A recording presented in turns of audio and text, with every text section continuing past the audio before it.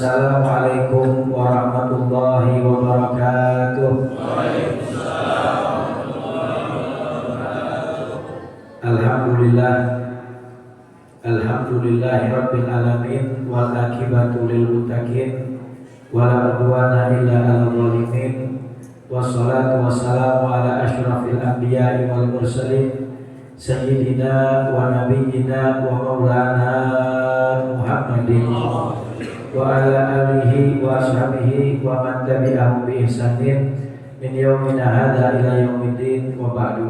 Rabbi shrah li sadri wa yassir li amri wahlul 'uqdatam min lisani yafqahu qawli wa qul rabbi zidna ilman warzuqna fahman. Subhanaka la ilma lana illa ma 'allamtana innaka antal alimul hakim. Ya Fattah ya Alim, ya Fattah ya Alim, ya Fattah ya Alim. Iftah ala jami'il hadirin futuhal arifin wa faqihna fid din wa alimna ta'wil wa lina ila sawa'i sabil. Allahumma inna na'udzubika min ilmin la yanfa wa qalbin la yakhsha wa amalin la yurfa wa du'ain la yusma wa na'udzubika min habla'il arba'. Wa sallallahu ala sayyidina Muhammadin nabiyil ummi wa alihi wa sahbihi wa sallam, walhamdulillahi rabbil alamin.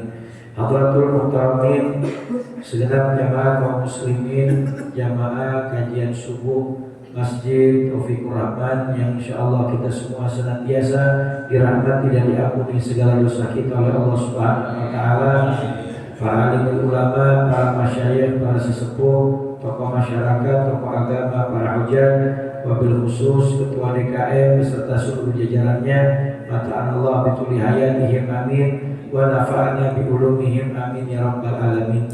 Hadirin rahimakumullah, di dalam kitab Al-Imam Syekh Muhammad Nawawi Umar Al-Jawi Al-Badani, beliau mengutip satu perkataan dari para ulama, man lam yakhsha Allah lam yanju min zalatil lisan, wa man lam yakhsha qudumahu ala Allah lam yanju min qalbihi min al-haram wa syubhat, wa man lam yakun aisan anil khalqi lam yanju min at-tama', wa man lam yakun hafidhan ala amalihi lam yanju min ar-riya', wa man lam yasta'in billah ala tirasi qalbihi lam yanju min al-hasan, wa man lam yanzur ila man huwa afdala minhu ilman wa amalan lam yanju min al-ujub.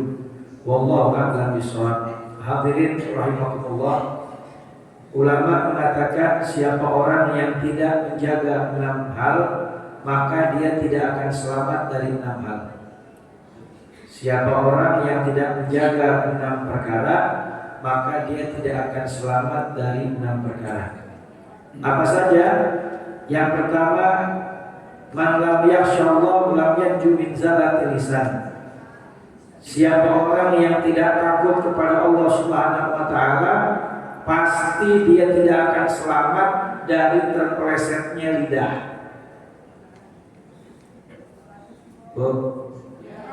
Catat, jangan ngobrol, catat. Yang ngobrol kedengaran kemari. Yang pertama, kata ulama, man lam yakhshallah lam yanju min zalatil lisan. Siapa orang yang tidak takut kepada Allah Subhanahu wa taala, di dalam dirinya tidak ada rasa takut kepada Allah, maka dipastikan dia tidak akan selamat dari terpelesetnya lisan. Maksudnya apa? Kalau bahasa gampangnya begini, orang kalau nggak punya rasa takut sama Allah, ngomongnya kagak difilter, sembarangan, punya mulut ngucap seenaknya aja, nggak dia pilih-pilih, nggak dia pikir-pikir dulu apa yang dia mau ucapin. Makanya kata ulama, alisan sohirun hajmuhu kabirun jurmuhu. Lisan manusia itu ukurannya kecil, tapi bisa menyebabkan dosa besar. Lisan ukurannya kecil, tapi bisa menyebabkan dosa besar. Berapa banyak orang yang tergelincir masuk ke dalam kubur itu disebabkan karena lisannya.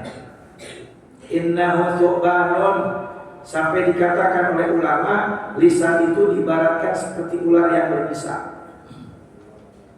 Makanya ucapan itu kalau belum kita ucapin, kita menjadi raja, lisan kita menjadi tawanan.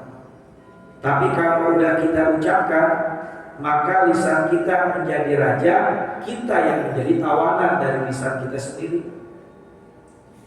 Makanya Nabi SAW beliau mengajarkan kepada kita, man amana billahi wal yawmil akhir falyaqul khairan aw liyasmut. Siapa orang yang beriman kepada Allah, beriman kepada hari kiamat, hendaknya dia berbicara ucapan yang baik, atau kalau tidak lebih baik diam. Lebih baik diam. Orang sekarang mulutnya suka seenak-enaknya sendiri. Dia pikir ngomong tuh gak ada hisapnya. Lidah itu tak bertulang. Emang kelihatannya simpel, nyerocos saja. Tapi dia gak sadari ucapan dia itu penuh dengan dusta, kebohongan. Ucapan manusia itu terkadang bercampur dengan yang namanya penyakit-penyakit hati. Ada unsur takaburnya, sombong. Ada unsur riaknya, ibadah pengen dilihat orang. Ada unsur sum'ahnya, ibadah pengen didengar orang. Ada unsur hasud, dengkinya kepada orang lain. Ada juga yang namanya melaknat, mencaci maki, berkata kasar. Ada di dalamnya menghina, merendahkan orang lain. Ada di dalamnya ghibah, membicarakan aib orang. Ada di dalamnya namimah, mengadu domba. Ini semua merupakan penyakit-penyakit atau dosa yang disebabkan karena lisan. Makanya hati-hati dengan yang namanya lisan. Dan di zaman sekarang, kata ulama, al-kitabah ahadul lisanain. Lisan manusia itu bukan cuma mulut doang. Di zaman sekarang tulisan tangan juga merupakan dua lisan. Jadi manusia punya dua lisan. Yang pertama mulutnya, yang kedua jari-jarinya. Karena sekarang orang nulis di media sosial, nulis di share, ya, tinggal copy share, ya, copy share, ya, banyakkan copy share. Orang sekarang kan kerjaannya begitu. Kadang-kadang ada berita apa aja dikirim ke dia tanpa dia klarifikasi dulu benar apa enggak beritanya, tahu-tahu dikirim lagi ke grup yang lain. Betul kan? Padahal bisa jadi itu adalah dusta, itu adalah fitnah, itu adalah berita hoax, berita bohong. Hati-hati, ya, semua nggak luput dari pertanggungjawaban di pengadilan Allah Subhanahu wa Ta'ala. Manusia itu, kata Nabi, setiap huruf yang keluar dari lisannya itu akan diminta pertanggungjawaban nanti di hadapan Allah Subhanahu wa Ta'ala. Makanya kalau kita mau bicara, pertimbangkan terlebih dahulu. Pikir-pikir dulu, kira-kira yang kita mau omongin ini ada manfaatnya apa enggak. Kalau ada, ucapin. Kalau enggak ada, lebih baik diam. Kalau sekiranya ucapan kita itu enggak ada manfaatnya, atau justru malah banyak mudaratnya, menyakiti hati orang, merugikan diri kita dan orang lain, maka lebih baik diam. Gak usah banyak ngomong. Berapa banyak orang yang habis pahalanya nanti di akhirat disebabkan karena kesalahan mulutnya. Suami harus bisa jaga ucapan, jangan sampai nyakitin hati istri dan anaknya. Istri juga mesti bisa jaga ucapan, jangan sampai nyakitin hati suami dan anaknya. Anak juga mesti jaga ucapan, jangan sampai nyakitin hati orang tuanya. Orang tua harus jaga ucapan, jangan sampai nyakitin hati anak-anaknya. Ada pepatah mengatakan, kalau tubuh terluka masih ada harapan sembuh. Tapi kalau hati yang terluka, itu obatnya susah untuk dicari. Mau kemana kita carinya itu obat kalau udah sakit hati?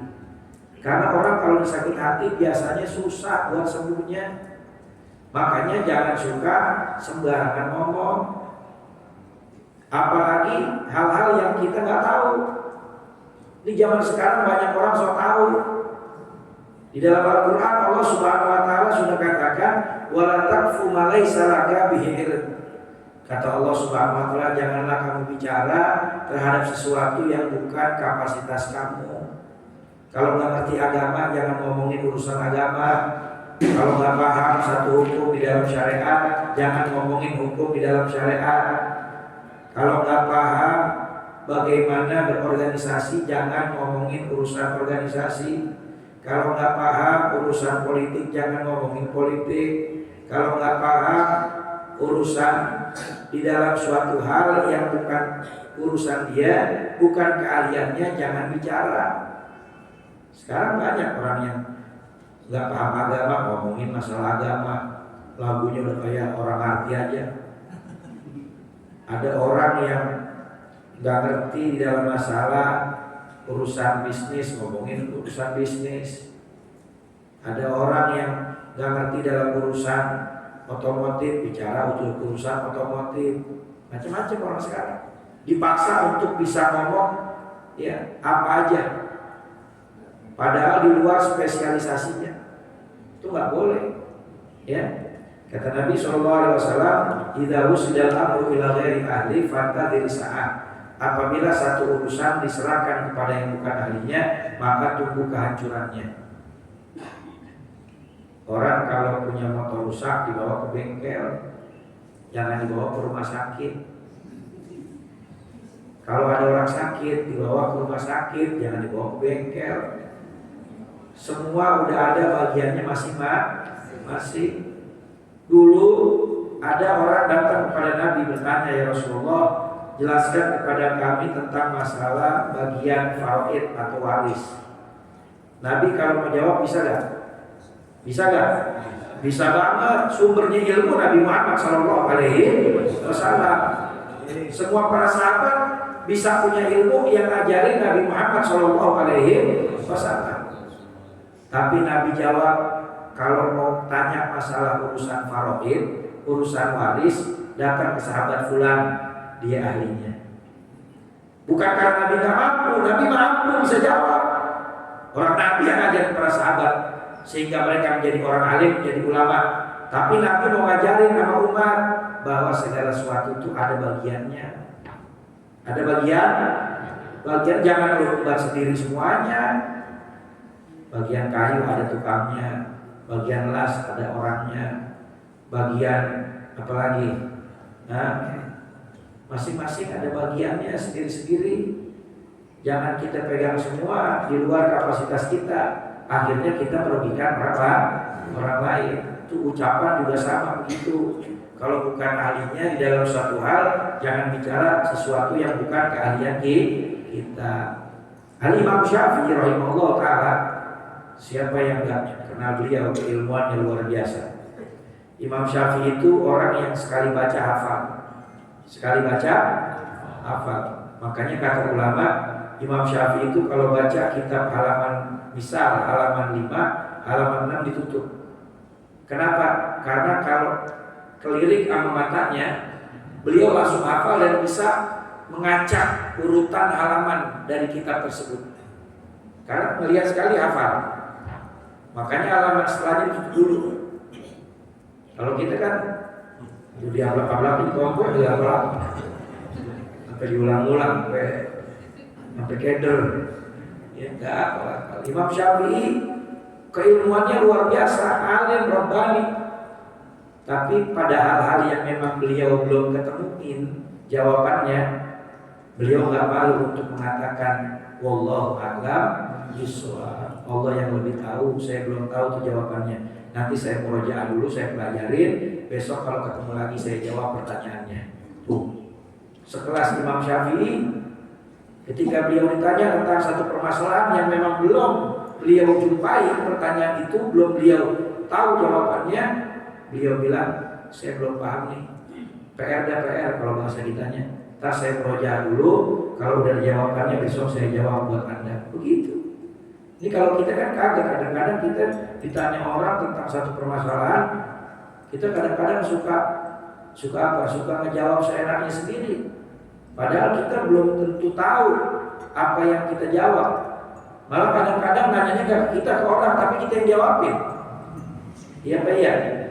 Orang yang ditanya kadang-kadang diem aja, padahal dia lebih paham. Lah ini orang kok jadi lebih sok tahu, kayak pinteran dia sama kita. Hati-hati. Makanya katanya ulama, siapa orang yang tidak takut kepada Allah, dia tidak akan selamat daripada terpelesetnya lidah. Hati-hati, lisan ini bahaya. Berapa banyak orang yang masuk dalam neraka disebabkan karena lisan, suka nyakitin orang, suka membicarakan aib orang. Orang yang suka ghibah, mereka itu nanti akan menyesal dan merugi. Kenapa? Karena amal ibadahnya habis hanya untuk diberikan sebagai ganti orang yang pernah dia bicarakan aibnya semasa di dunia. Hati-hati. Kata ulama, al-ghibah asyadu minaz zina. Sebagian mengatakan ini hadis Nabi. Ya, kata Nabi Muhammad, al-ghibatu asyadu minaz zina. Ghibah itu lebih dahsyat daripada zina. Maksudnya bukan berarti kalau begitu dosa zina lebih kecil daripada dosa ghibah, bukan. Dua-duanya sama-sama dosa besar. Tapi yang dimaksud oleh Nabi di sini bukan dosanya lebih besar dosa ghibah daripada zina. Ya, dosa zina jelas lebih besar daripada dosa ghibah. Ya, tetapi yang dimaksud di sini adalah dampak setelah dia lakukan dosanya. Dosa ghibah itu lebih berbahaya. Kenapa? Karena ketika orang berzina, kata Nabi, dia tobat sama Allah Subhanahu wa taala taubatan nasuha, maka Allah terima taubatnya, Allah ampuni dosanya. Tapi orang yang ghibah, setelah dia ngomongin aib orang, dia sudah bertobat sama Allah, tetap nggak dapat ampunannya Allah sebelum dapat ridho dari orang yang dia ghibahin. Itu kenapa ghibah lebih dahsyat. Coba tanya sama diri kita, dari mulai kita bangun tidur sampai kita merem, udah berapa banyak orang yang kita omongin aibnya? Tanya sama diri kita, yang tahu kita sendiri. Kadang kita ngomongin orang tua kita ngomongin mertua kita ngomongin saudara kita ngomongin tetangga kita ngomongin ya pasangan kita. Kadang bini kerjaannya ngegibahin laki mulu. Ya, saban belanja ke pasar sama temen atau beli sayur di tukang sayur depan rumah, timbang beli genjer sama engkol, ngobrolnya setengah jam. Ya, ngomongin laki mulu. Ya, umpama enak ya lakinya ya, laki saya mau ya Allah po bener-bener kebangetan tuh laki po. Iya, begitu kan yang diomongin lakinya. Padahal apa? Padahal ya suami istri itu adalah pakaian yang saling menutupi. Mereka itu saling melengkapi, jangan membuka aib satu dengan yang lainnya. Atau sebaliknya, suami ngomongin bini mulu sama teman-temannya, ya sambil mancing, ya dari pagi sampai sore, dapat ikan kagak, dapat dosa berkarung-karung. Mau bilang, tiba ngomongin bininya doang, bini lu bagaimana sih orangnya? Nggak, bini gua mah masya Allah, nih gua mau jalan mancing nih, gua udah dibekalin sarapan, enak bini lu ya. Nah bini gua mau boro-boro bini sama bedek. Ada yang begitu ada, bukan orang sini bukan. Jangan ya, jangan suka ghibah, jangan. Ya, ghibah itu sesuatu yang kalau dikerjain bikin ketagihan. Kalau ada orang datang kepada kamu, dia membicarakan aib orang lain, maka tinggalkan. Sekarang dia datang bawa aib orang kepada kamu, besok dia datang ke orang lain bawa aib kamu. Itu pasti. Dia sekarang ngomongin orang sama ente, ntar besok ente diomongin sama dia ke orang lain. Itu udah pasti. Makanya kata Nabi Muhammad di dalam kitab hadis Nabawiyah, kalau kamu didatangi oleh orang yang mengajak kamu ghibah, yang pertama yang harus kamu lakukan fakun nasiron lahum, jadilah kamu penolong dari orang yang dibicarakan aibnya. Contoh, lagi ngumpul di satu perkumpulan, tiba-tiba ada orang yang ngomongin orang lain, maka kita yang dengar kita harus jadi penolong dari yang diomongin. Apa kita bilang? Jaga ucapan kamu, kayak paling tahu aja tentang urusan orang. Bisa jadi yang kamu omongin gak benar, bisa jadi itu berita kabar buruk, bisa jadi itu fitnah dari orang. Nanti kamu akan menyesal dengan apa yang kamu ucapkan. Bisa jadi dia gak pelit seperti yang kamu bilang, bisa jadi dia orangnya dermawan. Jadi penolong dari orang yang dibicarakan aibnya. Tujuannya bukan kita nolongin dia, tujuannya itu agar orang yang gibah berhenti dari membicarakan aib orang. Karena kan ada yang bilang, tapi Ustadz yang diomongin itu orang bener, emang dia itu orang begitu. Nah, kita kan bukan lagi dalam posisi untuk membela dia, tapi untuk menyelesaikan gibah, jangan sampai ngomongin aib orang. Tapi kalau ternyata udah kita bantuin tuh orang agar gibah ini selesai, tapi ternyata terus nggak berhenti, kata Nabi, fakum anhum la khaira fihim. Kalau memang udah dicoba untuk dilerai, diajak tidak ngomongin aib orang, diajak bahas yang lain tapi tetap nggak mau, maka bangun dari kelompok mereka, karena majelis seperti itu nggak ada kebaikan di tengah-tengah mereka. Alhamdulillah, bangun aja udah, bergeser. Mohon maaf, saya pulang. Ya, dari tadi ngomongin aib orang dulu. Biarin kita dibilang so suci, biarin. Ya, ntar kalau kita di akhirat disiksa, memang dia mau nolongin kita. Yauma yafirul mar'u min akhi wa ummihi wa abi wa sahibati wa bani likulli imri'in minhum yawma idzin sya'nu yughni. Manusia tak sendiri-sendiri. Pasangan berlari dari pasangannya, ya, orang tua berlari dari anaknya, anak berlari dari orang tuanya, saudara berlari dari saudaranya. Semua masing-masing. Kenapa? Mereka dikatakan oleh ulama mufassirin karena mereka khawatir bakal dimintai pertanggungjawaban. Khawatir dimintai pertanggungjawaban atas apa yang menjadi tanggung jawab dari orang tua kepada anak, anak kepada orang tua, saudara kepada saudara, dan lain sebagainya. Makanya mereka masing-masing. Makanya di dunia kita tinggalin orang yang suka gibah, biarin. Kita dibilang so suci, biarin. Dibilang so alim, biarin. Ya, yang penting kita selamat daripada dosa gibah, ngomongin aib orang. Allah samakan orang yang gibah itu seperti makan daging bangkai saudaranya sendiri. Alhamdulillah, banyak dosa yang disebabkan lisan, bohong, caci maki, berkata kasar. Kata Sayyidah Aisyah, maka Rasulullah SAW fahishan wala mutafahishan. Nabi Muhammad itu bukan orang yang keji, bukan pendusta, bukan orang yang suka berkata kasar. Makanya jangan suka berkata kasar. Kalau akunya santri, anak majelis taklim, suka datang pengajian, cinta sama Nabi Muhammad, lisannya dijaga, jangan suka berkata kasar. Karena Nabi Muhammad panutan kita nggak suka berkata kasar. Kalau ada di antara kita yang berkata kasar, ngikutin siapa?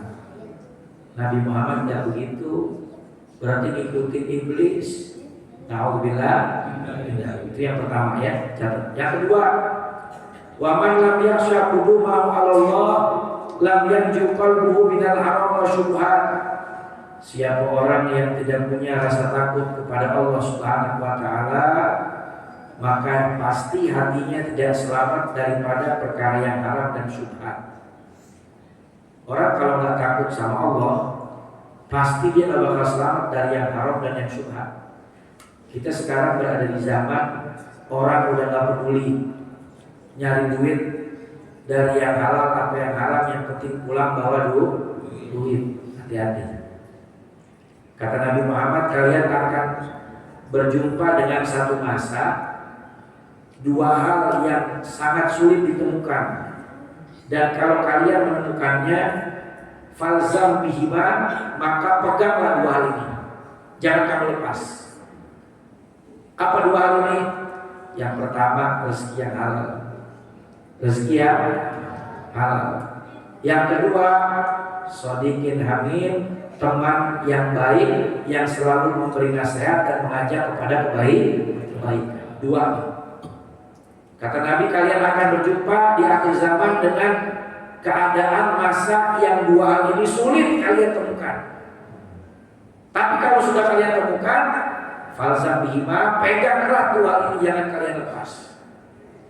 Yang pertama rezeki yang halal. Kalau kita udah dapat sumber rezeki yang halal, udah pegang, ya, syukurin Allah kasih kita rezeki yang halal. Jangan gelap mata, jangan kufur nikmat, sehingga menyebabkan menghalalkan segala macam cara demi mendapatkan dunia, walaupun itu perkara syubhat atau perkara yang diharapkan oleh Allah Subhanahu wa Ta'ala. Hati-hati, karena zaman sekarang banyak orang yang gak peduli mau dapat duit dari mana aja, yang penting pulang bawa duit. Dan bini punya peran penting di dalam hal ini, di dalam rumah tangga. Karena dijelaskan di dalam kitab Imam Nawawi, kitab Syarah Uqudul Ujen, fi Bayan Ujen, itu dikatakan bahwa ada perbedaan antara bini zaman dulu sama bini zaman sekarang. Bini zaman dulu sama bini zaman sekarang. Apa bedanya?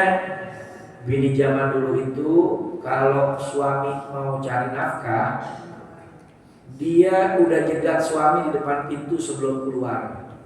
Dia bilang, abang, kalau abang keluar mau cari nafkah, rezeki yang halal, yang thayyib, yang manfaat buat kita, silakan bang keluar. Abang cari rezeki yang halal, saya doain dari rumah biar abang diberikan kekuatan, kesabaran, ketabahan agar dilancarkan rezekinya oleh Allah Subhanahu wa Ta'ala. Silakan bang. Tapi kalau abang mau keluar rumah, mau cari penghasilan dan gak pikirin mau itu subhat, mau itu haram, lebih baik abang di rumah aja. Karena kami gak sanggup menahan panasnya api neraka. Kami sanggup menahan perut yang lapar, tapi kami gak sanggup menahan panasnya api neraka. Bini zaman dulu. Bini zaman dulu. Bu. Bini zaman dulu. Zaman bang. Zaman dulu. Zaman sekarang suami di PHK baru 2 hari, lagi rebahan sambil nyari-nyari lowongan kerja, ditajam sama bininya. Ya. Soalnya bang keluar rumah, jangan rebahan mulu, cari duit. Dari mana kek? Yang penting pulang bawa duit, mau halal kek, mau haram. Mau bilang, ada yang begitu. Itu bini zaman sekarang. Tahu bininya siapa? Bukan bini orang sini, bukan. Persaudaraan. Ya, jangan ya. Orang kalau nggak punya rasa takut sama Allah, dia nggak bakal selamat dari perkara syubhat dan yang haram. Makanya yang pertama tadi, kalau udah punya itu, pegang erat. Apa? Rezeki yang halal.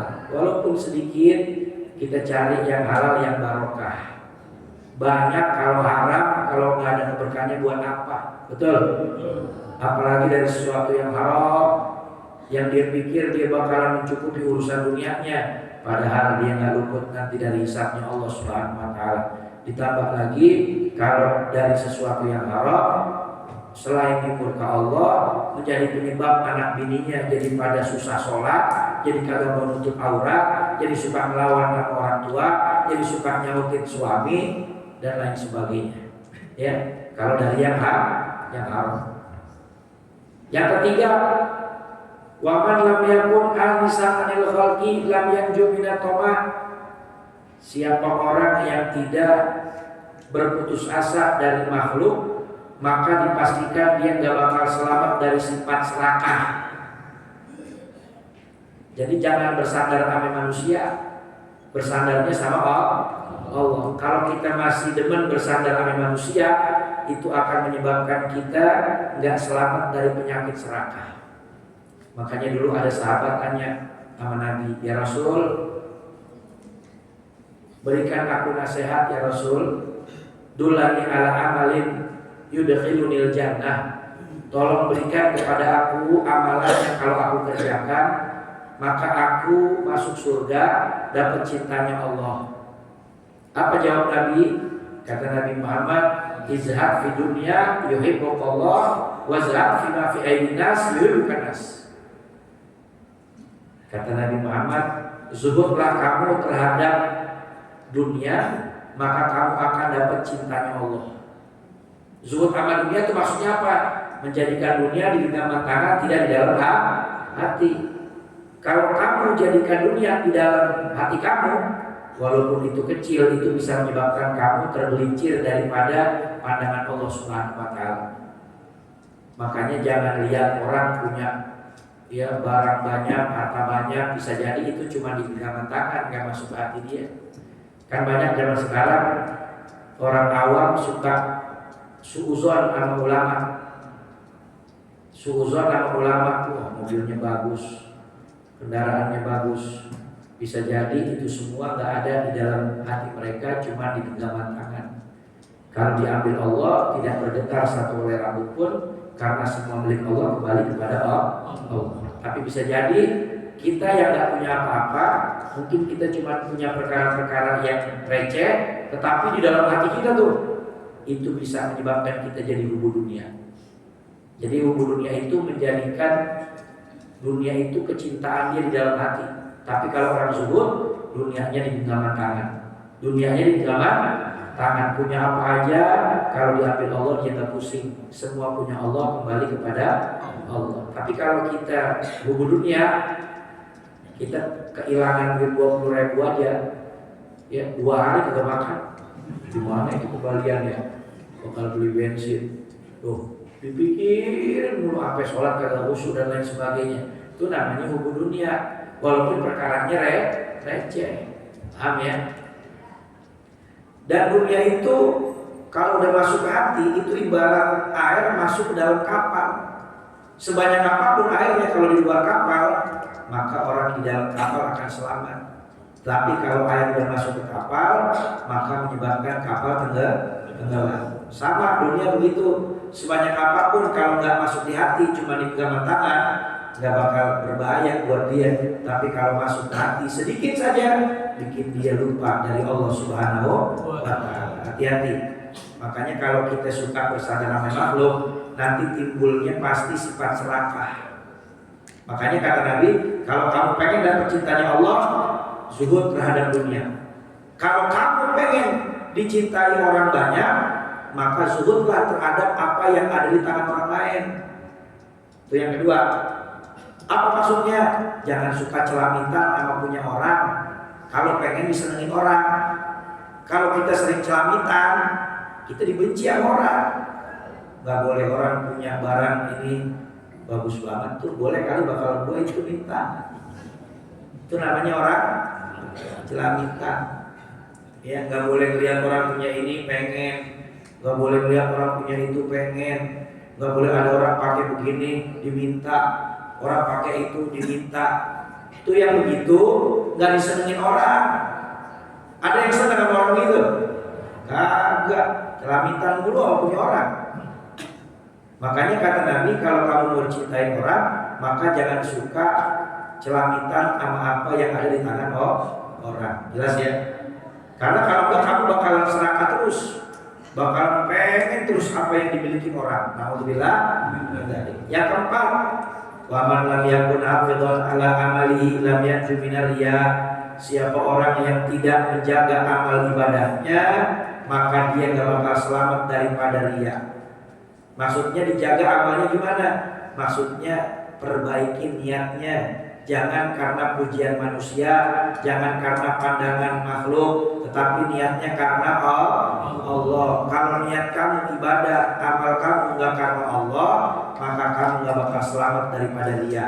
Ibadah pengen dilihat orang. Orang kalau ibadahnya riya karena pengen dilihat orang, maka niscaya dia pasti rusak amal ibadahnya. Karena kata Nabi, "Arya taqulul hasanat kama taqulun narul hatab."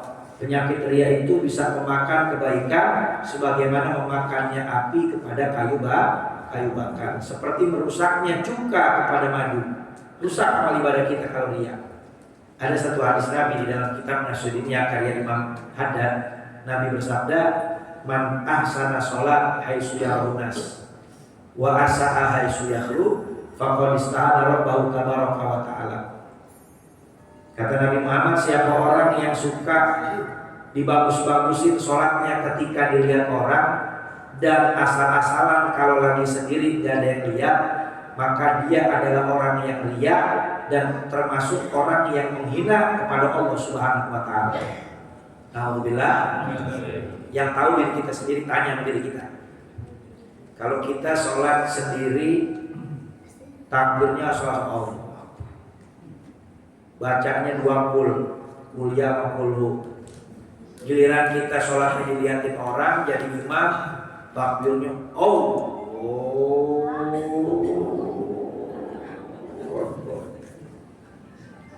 bacaannya rakaat pertama ya Al-Munafiqun, rakaat keduanya pokoknya juz 28 dah, panjang-panjang.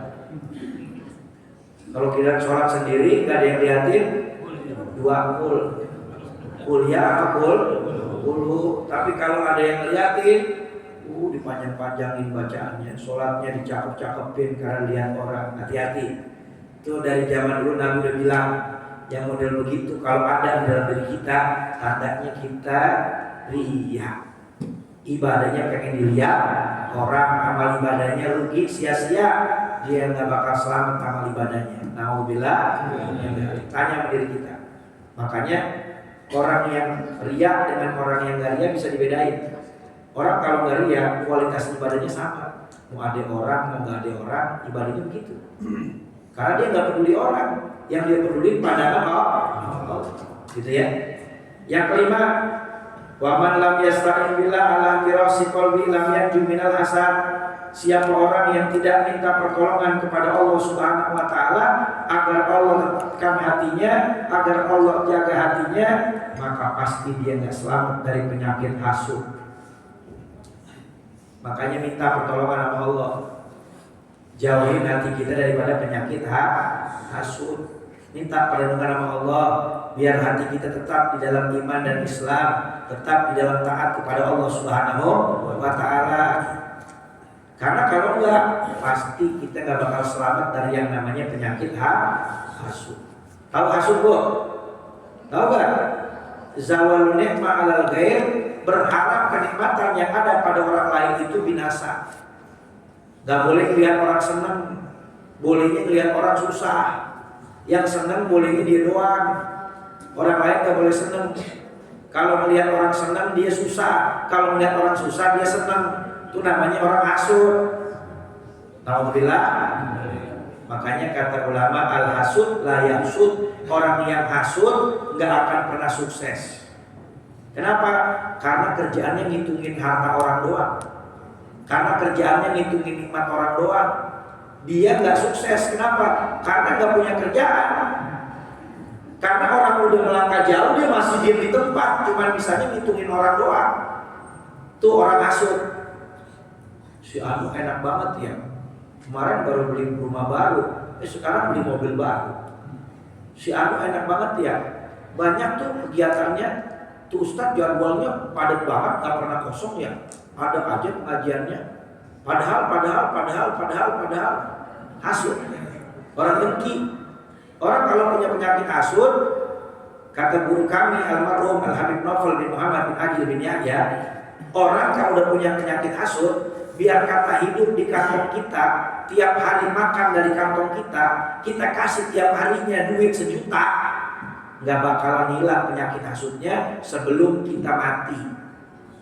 Alhamdulillah, itu orang hasud. Makanya jangan salah berteman. Kadang-kadang kita sering berteman sama orang hasud, dengki sama kita, jahat sama kita, padahal kurang baik apa kita sama dia. Ya Pak ya, ada yang begitu, tuker tambah makan loak. Tuh hati-hati penyakit hasud, ya. Makanya orang mesti minta perlindungan kepada Allah biar selamat daripada penyakit hasud. Makanya orang yang hasud itu sebabnya apa? Satu, dia nggak minta pertolongan Allah biar hatinya dijaga.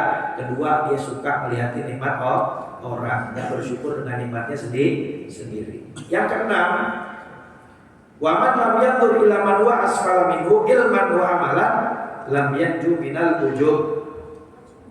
Yang keenam, siapa orang yang tidak melihat orang lain lebih utama darinya dari segi ilmu dan amal, maka dipastikan dia tidak selamat daripada sifat ujub, bangga diri. Hati-hati, ini penyakit juga nih. Orang kadang-kadang suka nggak sadar diri kalau orang lain itu lebih berilmu, orang lain itu lebih mengamalkan ilmu ketimbang dirinya. Tapi kadang-kadang dia nggak lihat itu, merasa dirinya lebih berilmu, merasa dirinya lebih pandai, merasa dirinya lebih mengamalkan ilmu, sehingga timbulnya dia jadi penyakit ujub, bangga diri, bangga dengan ilmu, bangga dengan titelnya, sehingga merendahkan orang lain. Lu kan SD aja lu kagak lulus. Karena merasa dirinya lebih berilmu dari yang lain, ngerasa dirinya lebih soleh, ngerasa dirinya lebih dari orang. Kalau dia gak melihat orang lain punya keutamaan, baik dalam segi ilmu, dalam segi amal, dalam segi kesolehan, maka dipastikan orang itu pasti gak bakal selamat daripada sifat ujub, bangga diri. Orang yang suka bangga diri itu tidak ubahnya seperti iblis. Ana khairu minhu khalaqtani min nar wa khalaqtahu min tin. Saya lebih mulia daripada Adam. Saya diciptakan dari unsur api, Adam dari unsur tanah. Saya nggak mau memuliakan Adam. Tuh, iblis tuh. Yang suka begitu siapa? Iblis. Hati-hati, emang kita mau disampaikan sama iblis. Maka mudah-mudahan kita bisa menjaga 6 perkara ini sehingga kita selamat dari 6 perkara yang membahayakan diri kita di dunia dan di akhirat. Amin ya rabbal alamin. Wallahu a'lam bishawab. Mohon maaf waktunya kelamaan. Ya, waktu waktu isyraqnya 6.30 lebih kurang. Ini lebih 10 menit minta redoknya. Ada pertanyaan silakan Pak. Ibu, Bapak, ada yang mau bertanya Pak? Silakan, bebas dulu, tanya apa aja bisa. Ayo Bapak Ibu, ya silakan. Ayo Pak Haji, Muhammad. Halo Pak Haji.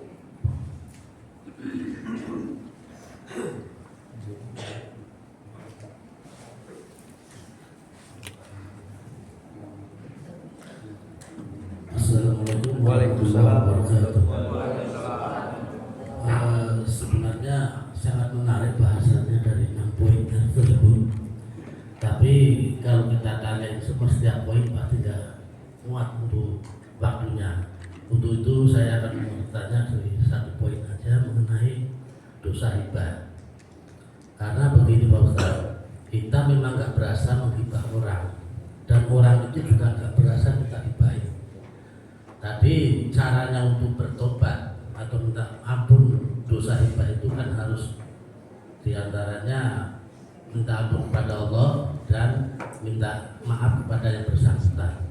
Sedangkan yang bersangkutan itu kan tidak berasa kita hibahin. Tapi kalau kita caranya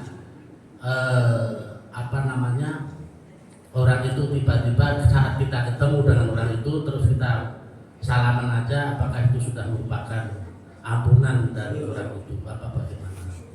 Nah terus untuk orang itu tidak berasa kita hibahin, dan apakah orang itu harus timbal balik ke kita untuk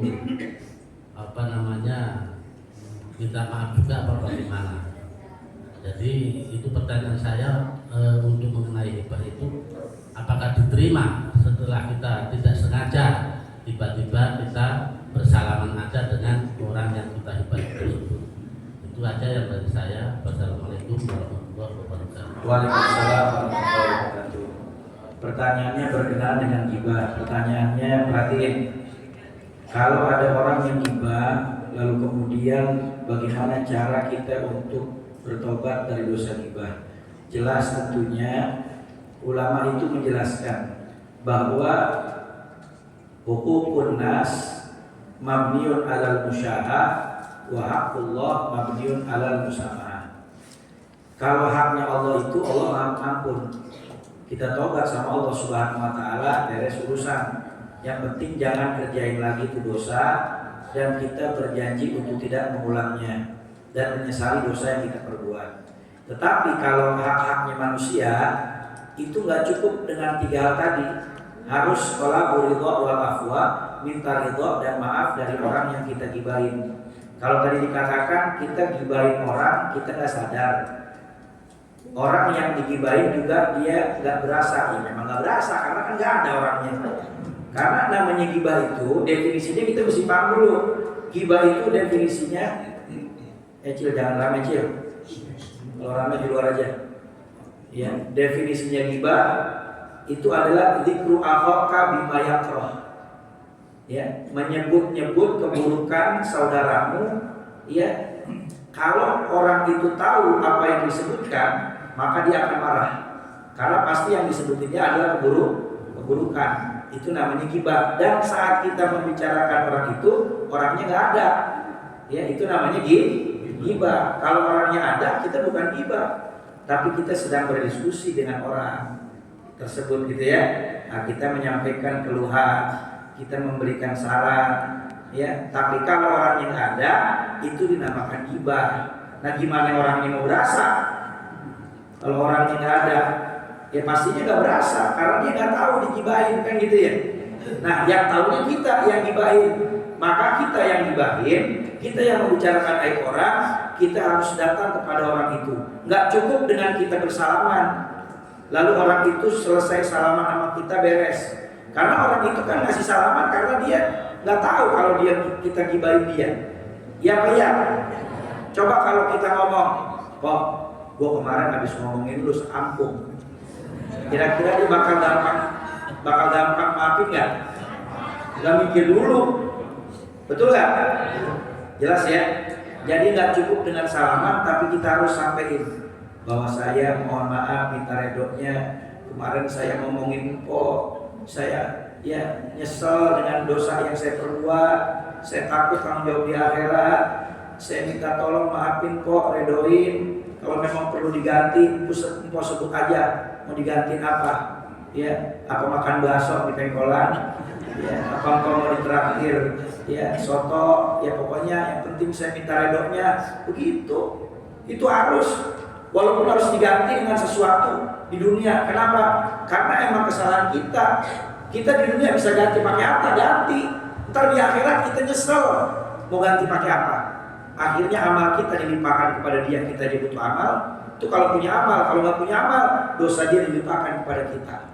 Alhamdulillah. Dan buat orang yang didatangi orang dan orang yang datang kepadanya minta maaf, maka maafkan. Jangan nggak dimaafin. Kata Nabi Muhammad di dalam hadis riwayat Imam Hakim Baihaqi, kata Nabi Muhammad, man jaa akhahu mutanasilan falam yuqbal minhu muhiqqan aw mubtilan lam yarid alayya al-haud.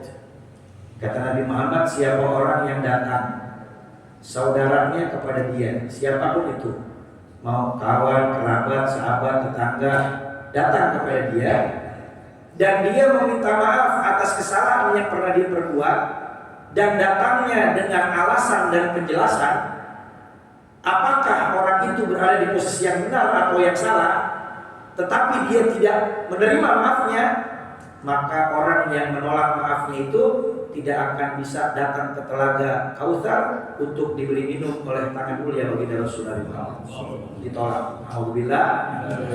Makanya kalau udah ada orang datang punya salah minta maaf sama kita, dia udah dijelasin, dia udah kasih alasannya, maafin. Jangan suka mempersulit orang. Gitu ya. Jelas. Ada lagi yang lain, silakan. Ada lagi Bapak Ibu? Silakan Bapak Ibu.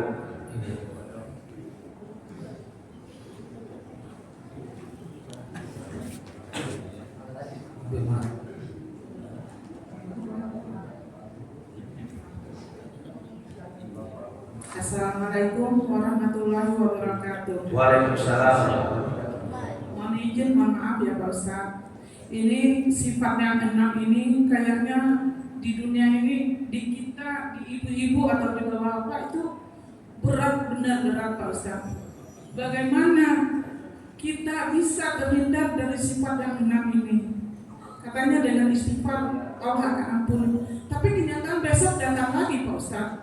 Terus gimana ya Pak Ustadz? Tolong kasih solusi bagi saya orang awam ini Pak Ustadz. Ya. Mohon maaf. Assalamualaikum warahmatullahi wabarakatuh. Allah Subhanahu wa taala menjelaskan dalam Al-Qur'an, "Fattaqullaha mastata'tum." Bertakwalah kalian kepada Allah Subhanahu wa taala semampu kalian. Islam itu mudah dan mempersulit. Justru kenapa para ulama dan baginda Rasul Nabi Muhammad SAW beliau menjelaskan kepada kita untuk mempermudah kita. Kita udah dikasih tahu, oh kalau ini dikerjain nanti begini, kalau itu dikerjain nanti begitu, yang ini jangan dikerjain, yang itu boleh dikerjain. Makanya itulah pentingnya duduk di majelis ilmu. Jadi kita tahu mana yang boleh kita kerjain, mana yang nggak boleh kita kerjain. Nah yang jadi masalah adalah orang ketika tahu dia nggak kerjain. Harusnya ketika tahu dia kerjain. Justru itu yang akan menyelamatkan dia. Makanya sebaik-baik ilmu itu yang diamalkan. Dan kalau seandainya kita sudah tahu, kita sudah amalkan, lalu kemudian manusia kan tempatnya salah dan lupa, lalu kemudian besok kita melakukan kesalahan lagi, maka bertobat lagi kepada Allah. Jangan pernah putus asa dari rahmat Allah Subhanahu wa taala. Saya punya guru, Sayyidil Habib Umar bin Hafid, beliau mengatakan, jangan pernah kamu berpaling dari pintu taubatnya Allah, sekalipun kamu harus tergelincir kepada kesalahan dan dosa setiap hari 1000 kali. Tergelincir, kembali lagi kepada Allah. Tergelincir, kembali lagi kepada Allah. Dan jangan berputus asa dari rahmat Allah Subhanahu wa taala. Allah Subhanahu wa taala maha luas rahmatnya, Allah Subhanahu wa taala maha luas ampunannya. Gitu ya. Jangan pernah berkecil hati, ya, tetapi tetap juga jangan merasa kita tenang aja ada ampunan dari Allah. Lalu kemudian seenak-enaknya ngerjain dosa, enggak juga. Ya, tetapi tetap berupaya untuk memaksimalkan usaha kita agar terhindar dari hal-hal yang dilarang dan berusaha maksimal untuk mengerjakan perintah. Tapi terkadang kita ada lemahnya, terkadang kita tergelincirnya, maka kembali kepada Allah segera, gitu ya. Itulah pentingnya ngaji. Orang kalau ngaji jadi tahu sewaktu-waktu dia keluar dari rel, dia bakal cepat balik lagi. Tapi kalau orang nggak ngaji, orang nggak paham, ketika dia udah keluar dari rel, keder, susah udah, mainnya udah kejauhan, udah susah pulang, begitu ya, jelas ya. Wallahu a'lam bishawab. Rabbana taqabbal minna innaka as-sami'ul 'alim wa tub 'alaina innaka tawwabur rahim. Subhanakallahumma wa bihamdika nasyhadu an la ilaha illa anta nastaghfiruka wa natubu ilaik. Walhamdulillahi rabbil alamin. Bapak Ibu sekalian, ada undangan yang harus disampaikan. Undangannya adalah info atau maklumat kalau Sabtu kedua, ya pekan kedua kan di sini, ya. Nah setiap Ahad pekan ketiga subuh juga di Mushola An-Nur, ya. Yang ada waktu silakan hadir.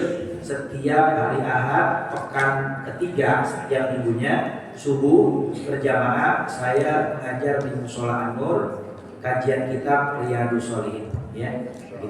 Kita jawab ucapan dengan Assalamualaikum warahmatullahi wabarakatuh.